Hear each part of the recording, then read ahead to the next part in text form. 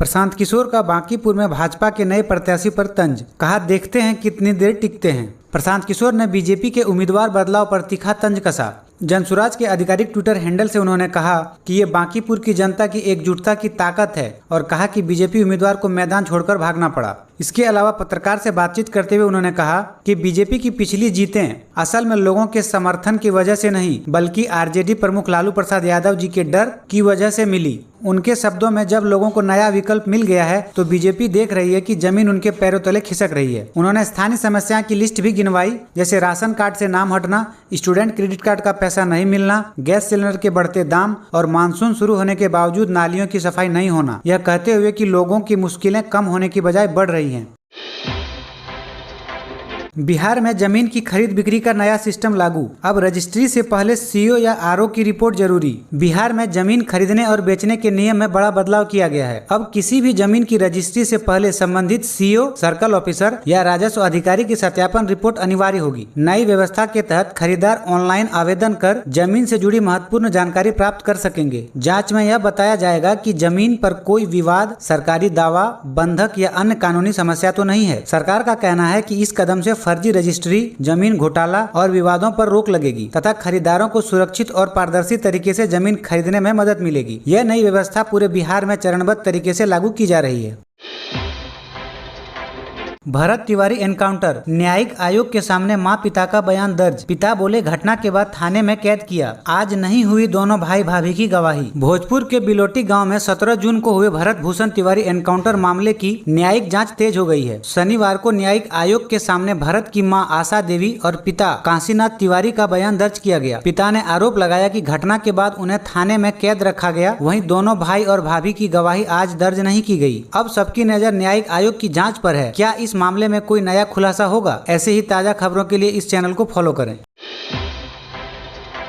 बिहार में मानसून ने पकड़ी रफ्तार, अररिया, किशनगंज समेत 10 जिलों में भारी बारिश की चेतावनी। बिहार में मानसून सक्रिय बना हुआ है। पिछले 24 घंटे के दौरान बिहार के मध्य और पूर्वी जिलों के कई स्थानों पर भारी बारिश हुई है, जबकि राज्य के ज्यादातर हिस्सों में हल्की से मध्य बारिश दर्ज हुई, जिसकी वजह से लोगों को उमस भरी गर्मी से राहत मिल गई है। इसी बीच मौसम विभाग के अनुसार राज्य के अररिया, किशनगंज, मधुबनी और सुपौल जिले में आंधी बारिश को लेकर ऑरेंज अलर्ट जारी किया गया है। इन जिलों में कई स्थानों पर अत्यधिक बारिश हो सकती है। वहीं दरभंगा, कटिहार, मधेपुरा, पूर्णिया, सहरसा और सीतामढ़ी जिले में भारी बारिश के आसार हैं। वाल्मीकि नगर हवाई अड्डे के विस्तार को मिली रफ्तार, टर्मिनल भवन के लिए भूमि अधिग्रहण शुरू। बिहार के पश्चिम चंपारण स्थित वाल्मीकि नगर एयरपोर्ट के विस्तार का काम तेज हो गया है। परियोजना के तहत एयरपोर्ट के दक्षिण हिस्से में नया टर्मिनल भवन बनाया जाएगा और रनवे का विस्तार किया जाएगा। इसके लिए 18 रैयतों की जमीन अधिग्रहित की जा रही है। प्रशासन ने भूमि अधिग्रहण की प्रक्रिया शुरू कर दी है और प्रभावी लोगों को नियम अनुसार मुआवजा दिया जाएगा। अधिकारियों का कहना है कि एयरपोर्ट के विस्तार से उत्तर बिहार और नेपाल सीमा क्षेत्र की हवाई कनेक्टिविटी बेहतर होगी। साथ ही वाल्मीकि टाइगर रिजर्व में पर्यटन को बढ़ावा मिलेगा और क्षेत्र के आर्थिक विकास को नई गति मिलेगी।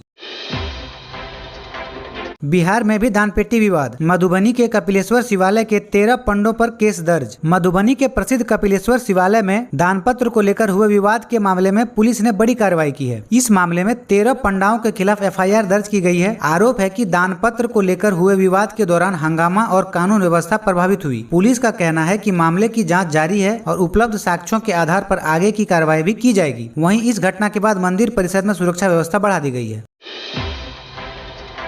मुख्यमंत्री सम्राट चौधरी आज मुजफ्फरपुर पहुंचेंगे। 1047 करोड़ की 981 विकास योजनाओं का करेंगे उद्घाटन। बिहार के मुख्यमंत्री सम्राट चौधरी रविवार को एक दिवसीय दौरे पर मुजफ्फरपुर पहुंचेंगे। वे जिले में 1047 करोड़ रुपए की 981 विकास योजनाओं का उद्घाटन करेंगे। मुख्यमंत्री के आगमन को लेकर जिला प्रशासन ने तैयारी पूरी कर ली है और सुरक्षा व्यवस्था कड़ी कर दी गई है। इन योजनाओं में आधारभूत संरचना, शहरी विकास और जन सुविधा से संबंधित परियोजनाएं शामिल है। इनके माध्यम से जिले में विकास की नई गति मिलने की उम्मीद है। अपने दौरे के दौरान मुख्यमंत्री मुजफ्फरपुर के प्रतिष्ठित MIT कॉलेज परिसर में एक जनसभा को भी संबोधित करेंगे। इस सभा में वे अलग अलग विकास परियोजनाओं, सरकार की उपलब्धियों और आने वाली योजनाओं पर अपने विचार साझा करेंगे।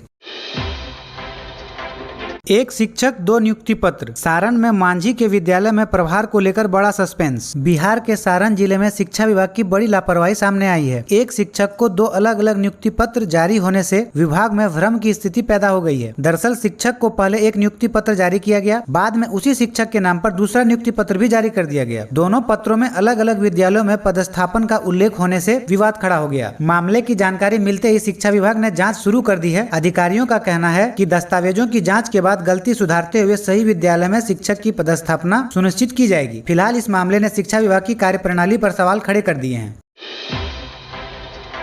बिहार में नौका घाटों की बंदोबस्ती पर बड़ा फैसला। आपराधिक पृष्ठभूमि वाले को नहीं मिलेगी लीज। नई बिहार नौका घाट बंदोबस्ती एवं प्रबंधन नियमावली 2026 के तहत जिन लोगों पर किसी अदालत में आपराधिक मामला लंबित है, वे बंदोबस्ती प्रक्रिया में हिस्सा नहीं ले सकेंगे। नावों का संचालन सिर्फ सूर्योदय से सूर्यास्त तक होगा। अगर रात में नाव चलेगी तो पर्याप्त रोशनी जरूरी होगी। हर नाव पर लीजधारी का नाम, किराया, यात्रियों की संख्या और सामान का वजन दर्ज करना होगा। सरकार का कहना है कि इस नए नियम से नौका संचालन अधिक सुरक्षित और पारदर्शी बनेगा। क्या आपको लगता है कि यह फैसला सही है? कमेंट करके अपनी राय जरूर बताइए। सलमान खान ने की थी मदद की पेशकश। 22 साल बाद भी साथ है सबा और फरहा। पटना की सबा और फरहा जन्म से ही सिर से जुड़ी है। साल 2005 में उनकी कहानी पूरी दुनिया में चर्चा का विषय बनी। उस समय सलमान खान ने उनसे मुलाकात कर मदद की पेशकश की, जबकि अबू धाबी के तत्कालीन क्राउन प्रिंस ने भी इलाज में सहयोग का भरोसा दिया। आज 22 साल बाद भी दोनों बहनें एक दूसरे का सहारा बनकर जीवित जी रही है। उनकी हिम्मत और जज्बा लाखों लोगों के लिए प्रेरणा है। सोना चांदी हुआ सस्ता, खरीदने वालों के लिए बड़ी खुशखबरी। शुक्रवार को 24 कैरेट सोना 288 रुपया गिरकर 1,43,368 रुपया प्रति 10 ग्राम पर आ गया। वहीं चांदी 3,404 रुपया टूटकर 2,20,390 प्रति किलो हो गया। इस महीने चांदी 5,040 रुपया तक सस्ती हो चुकी है। हालांकि साल की शुरुआत की तुलना में सोना अब भी ऊंचे स्तर पर बना हुआ है। अगर आप ज्वेलरी खरीदने जा रहे हैं तो हमेशा BIS हॉलमार्क वाला सोना ही लें और खरीदने से पहले उस दिन का रेट जरूर चेक करें।